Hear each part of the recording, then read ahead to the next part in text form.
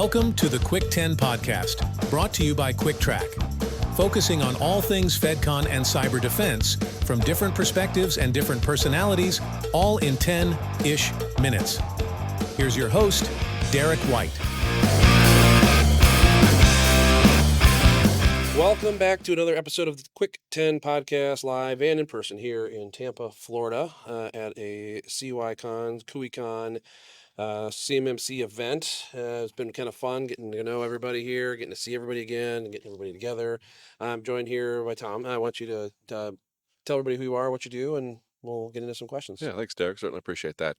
I'm Tom Tollerton. I'm a principal with Forvis Mazars. We're one of the earliest authorized C3PAOs, originally authorized 3 years ago, and then just reauthorized under the 32 CFR rule. And I lead our C3PAO and CMMC consulting practice. Sweet. So, big topic right now. The CMMC Indeed. assessments are happening, Indeed, and you've been through some, and now you've done some. Let's talk about that a little bit on where I guess the way we've kind of been framing this conversation the last couple of days, and I'm sure you've been in 100 of these since you've been here. What are some of the things that you liked about it, and some of the things that you can't wait to see continue to get more clear?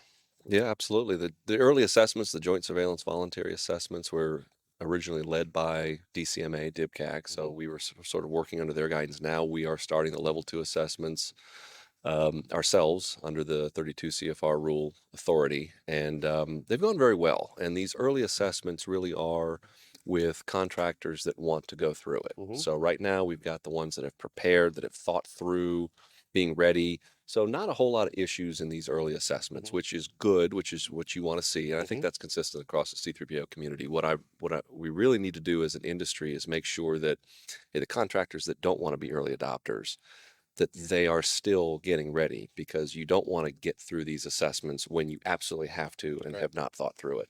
Yeah, it's that's been the warning for a long time, and it's hard. Human nature, right? And that we have those that we have talked to, and an event like this, you talk to a lot of people. The preparation was everything. Not kind of rolling the dice, crossing your fingers. So that's good to hear. So some of the things that are when they're not. So walk through an example of where you notice, because I know you guys do a lot of other work on the preparation side. So where are people maybe not focused as much that are later to the game, or didn't really see it in front of them until it was time to go? Yeah, I think some of these early assessments, it may not be necessarily the control requirements that some companies are struggling with.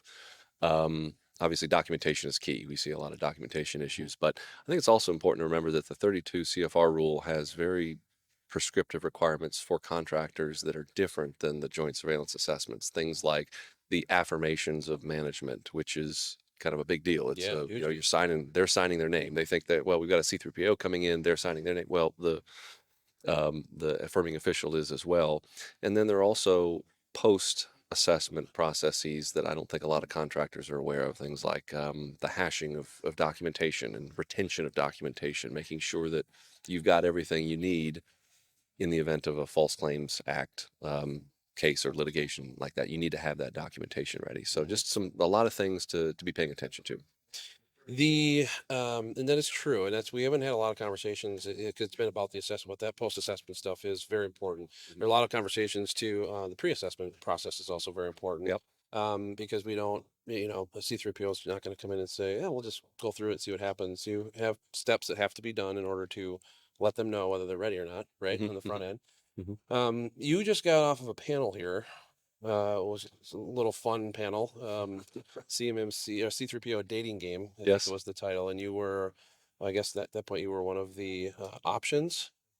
Yeah, it was. I don't know how to word that without getting in trouble, but you were a C3PO who was being on the dating game, the receiving side of the questions, correct? Yes. Yeah. There were. How'd that go? Talk about it went well. So it really was kind of Jerry, the moderator, put up sort of a video of highlights from the dating game show a long time ago, and he sort of put it in perspective of, as you're asking questions of the people on the dating show, it's sort of similar with your C3PAOs. Like, you want to not just have to reach out to a C3PAO, but you want to be thoughtful about who you select and why, and what their process is, and how detailed and thorough are they in thinking about your scope, and do they fit your organization? Do they have capacity to support you from a timing perspective?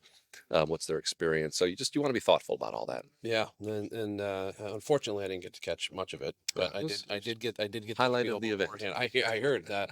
That's good, and I will say I'll give credit to an event like this where it's not virtual.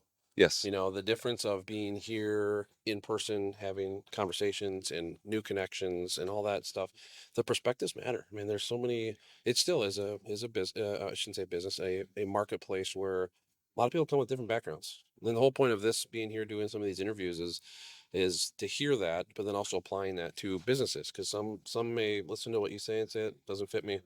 Some will say that sounds exactly like I need. I want to talk more, and that's cool. Everyone's here to solve the same problem, the same outcome, right? Is Right. making sure these people survive and they make their certifications, they pass. Everything's good from that standpoint. Um, as the year goes on, these assessments keep rolling out. What excites you that you see by, let's say, the end of 2025, depending on when someone's watching this? It might be 2026, could be 2027.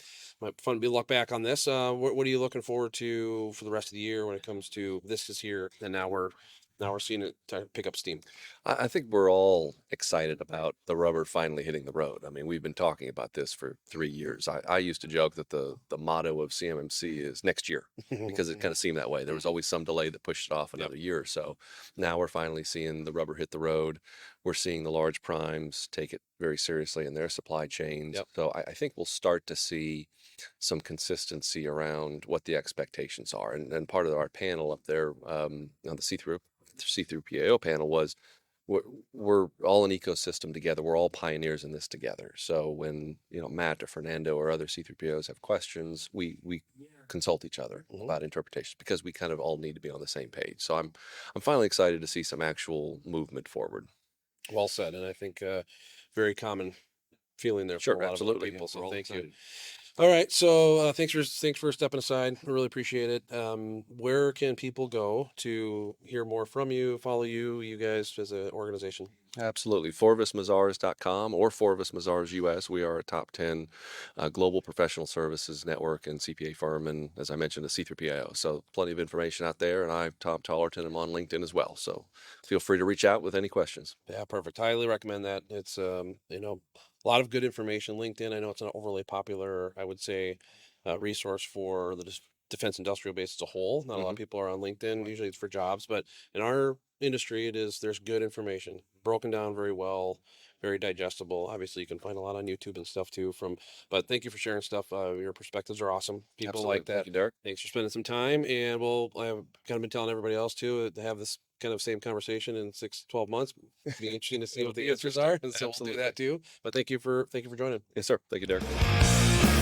Thank you for listening to this episode, and make sure to subscribe to the Quick 10 podcast wherever you get your podcasts, and check us out on YouTube as well. For more information about CuickTrac, visit our website at www.cuicktrac.com. That's CUICKTRAC.com.